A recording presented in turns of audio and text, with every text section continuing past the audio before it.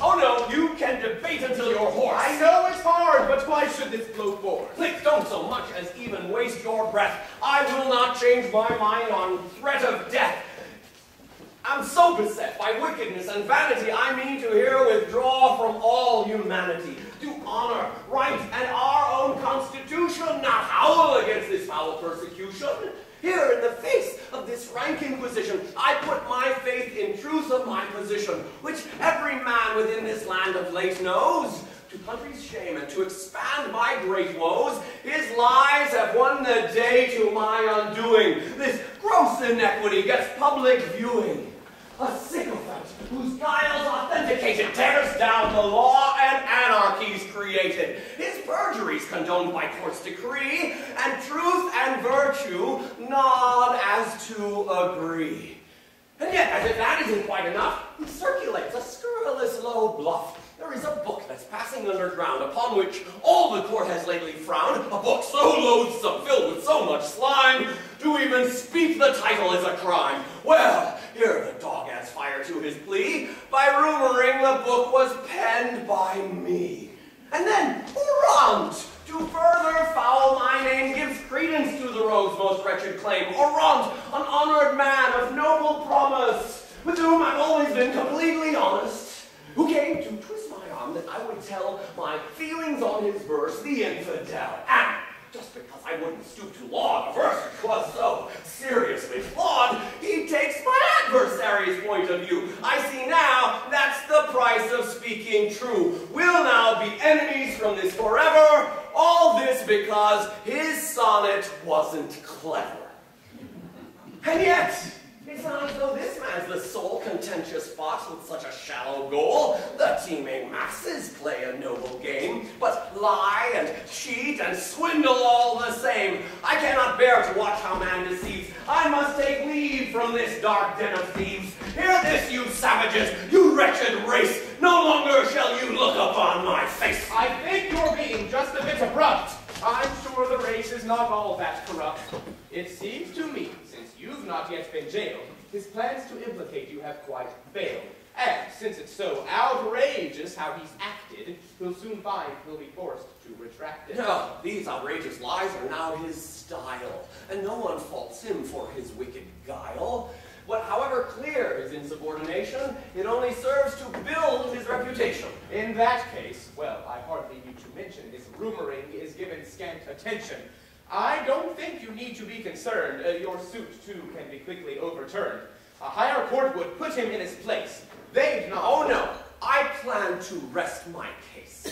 Whatever penalty I have to pay, injustices must not be swept away. I'd have it stand for all eternity. For generations, all will turn to me to better understand these wicked times and how a man was victimized by crimes.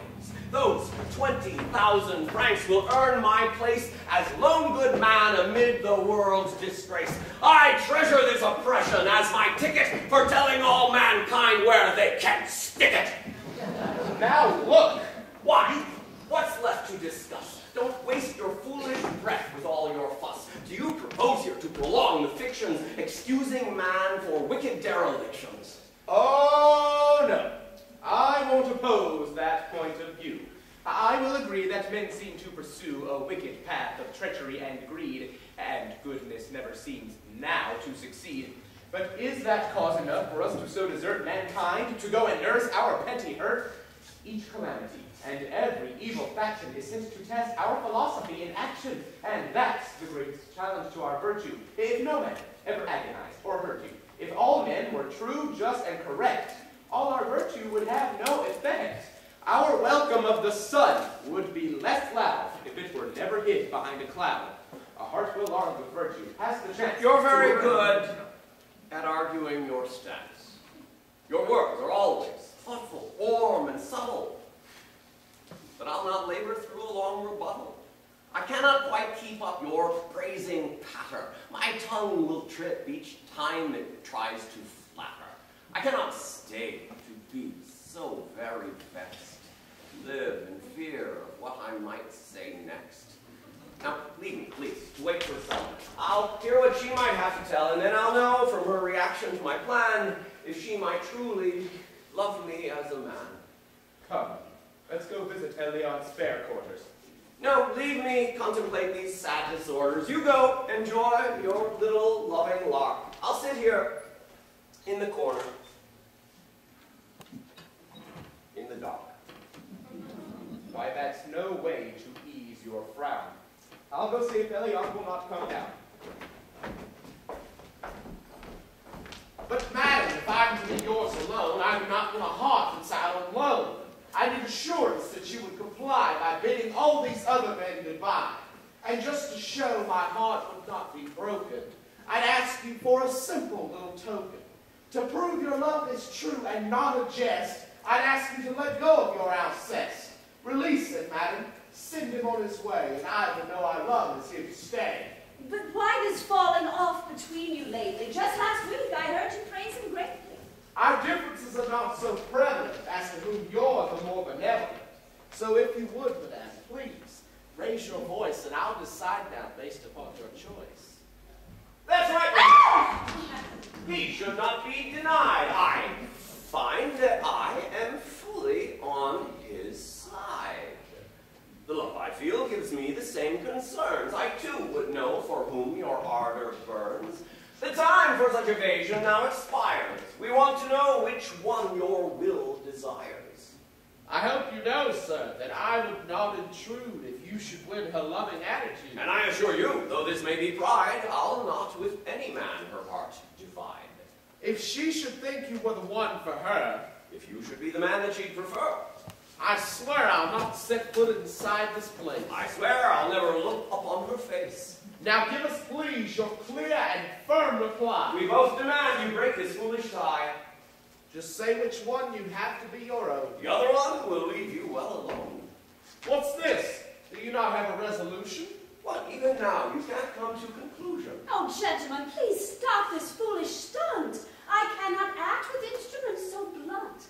It isn't that my choice is not most clear. I know quite well which one I hold more dear. It's just this public, crass expression to me shows no degree of kind discretion. I cannot make a formal proclamation with both men here to hear the declaration. A little subtlety and some compassion could hardly have gone so far out of fashion.